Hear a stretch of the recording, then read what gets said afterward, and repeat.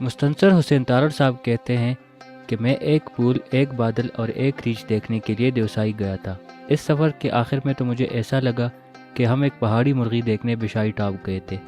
ویسے ایک پول اور بہت سے بادل اور بارش بھی دیکھی جا سکی، جس کی تفصیل آپ اس سفر میں ہمارے ساتھ آگے جا کر دیکھیں گے، اور ہم کوشش کریں گے کہ آپ کو محسوس بھی کرائیں۔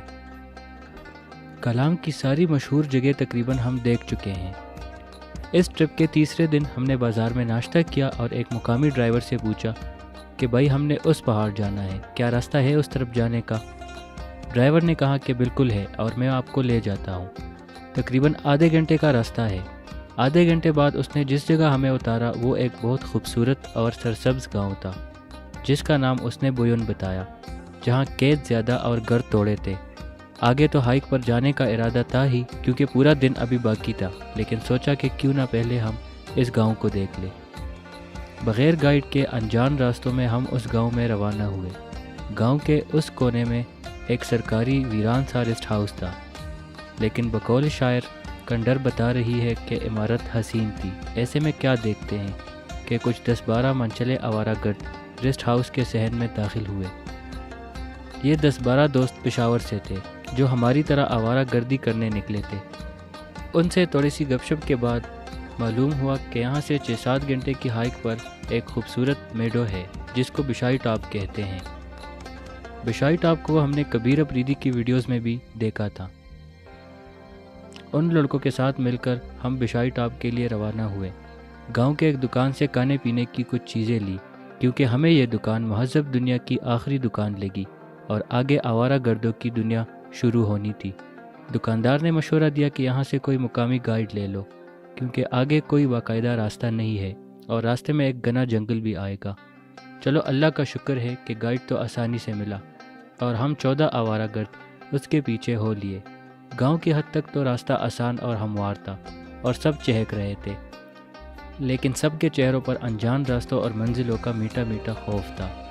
20 منٹ تک سفر کرنے کے بعد پہلی چڑھائی شروع ہوئی، جس سے سب کے پسینے چھوٹ گئے۔ یاد رکھیں، ہائیکنگ کے دوران سب سے مشکل پہلی چڑھائی ہوتی ہے۔ 2 گھنٹے کی اس کبھی خوشی کبھی غم والی چڑھائی ختم ہونے پر جو منظر ہمارے سامنے تھا تو وہ کچھ یوں تھا۔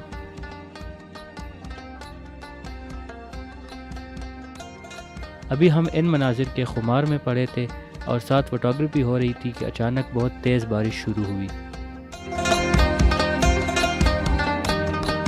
بارش تھوڑی کم ہوئی تو گائیڈ نے کہا کہ چلو سفر شروع کرتے ہیں۔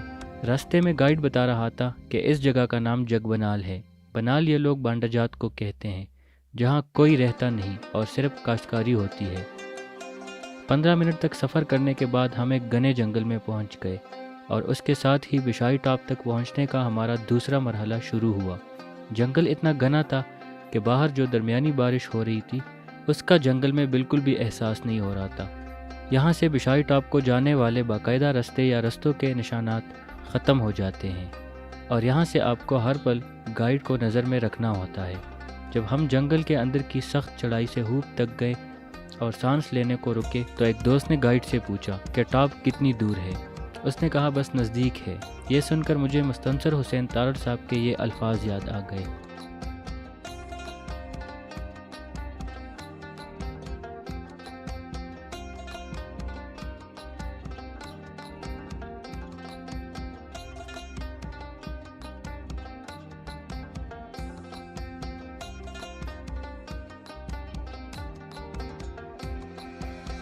اللہ اللہ کر کے 1.5 گھنٹہ میں ہم جنگل سے نکل گئے تو سامنے دیواری چین کی طرح ایک عمودی پہاڑ کھڑا تھا۔ گائیڈ بولا کہ لو بھائی بس پہنچ گئے، اس پہاڑ کے پار بشائی ٹاپ ہے۔ وہاں کے مناظر کچھ یوں تھے۔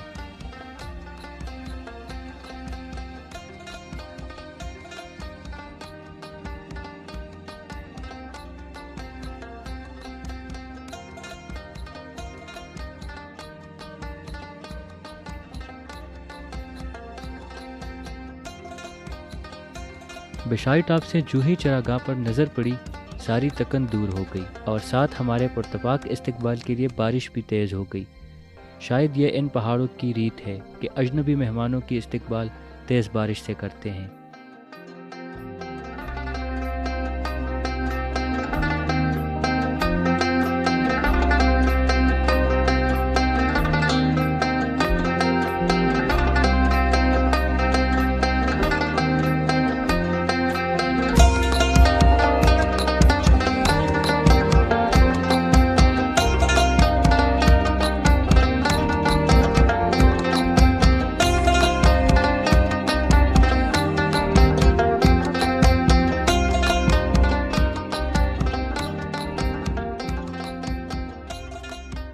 کمرے سے نکلتے ہی سارے چراگاہ میں پھیل گئے اور تصویریں اتارنے لگے۔ شروع میں نے جس پول کا ذکر کیا تھا وہ مجھے یہاں مل گیا۔ واپسی میں گائیڈ نے یہ کمال کیا کہ نیچے جانے کے لیے دوسرے راستے کا انتخاب کیا۔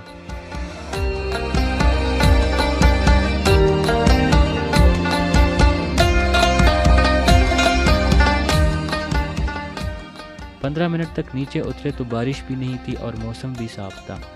اب ہمارے منہ کالام بازار کی طرف تھے اور پورا کالام بازار، دریا، بویون اور جگبنال گاؤں ایسے ہمارے نظروں کے نیچے تھے جیسے ہاتھ بڑھایا اور چھو لیا۔ کالام دریا تو بالکل ایک لکیر کی طرح اشو فارسٹ سے بھی آگے تک نظر آ رہا تھا۔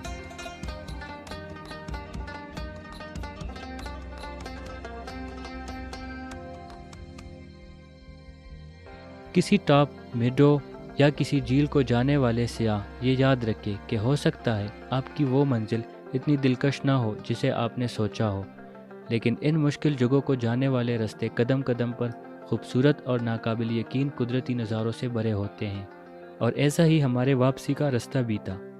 یہ بھی 1 گھنٹے کی مسافت کے بعد مشکل ہو گیا۔ جہاں بھی تکن ہوئی کسی چشمے کے پاس تھوڑا سا ریسٹ کیا۔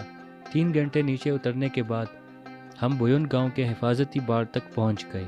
یہ باڑ پہاڑی گاؤں کے ارد گرد لگا ہوتا ہے جو لکڑیوں سے بنا ہوتا ہے تاکہ کوئی جنگلی جانور رات کو گاؤں میں داخل نہ ہو۔ گاؤں پہنچے تو گائیڈ ہم سب کو اپنے حجرے میں لے گیا اور ہمارے بار بار منع کرنے کے باوجود سب کو چائے پلائی اور رخصت کیا، جہاں سے ہم نیچے کالام بازار گئے۔ یہ تھی ہماری کالام کی تیسری ایپیسوڈ۔ اس طرح کی مزید ویڈیوز دیکھنے کے لیے ہمارا یوٹیوب چینل سبسکرائب کریں۔ اپنا بہت سا خیال رکھیے۔ اللہ حافظ۔